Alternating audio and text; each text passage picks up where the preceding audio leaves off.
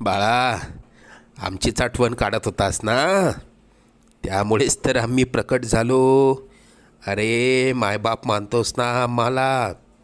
मग तुला पैशांची गरज असताना सांगायचं ना. कोणापुढेही हात पसरू नकोस.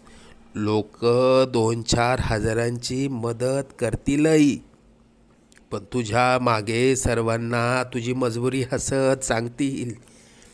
आता तुला कोणापुढे हात पसरण्याची वेळच येणार नाही. तू आजपर्यंत भरपूर दुःख सहन केलंस.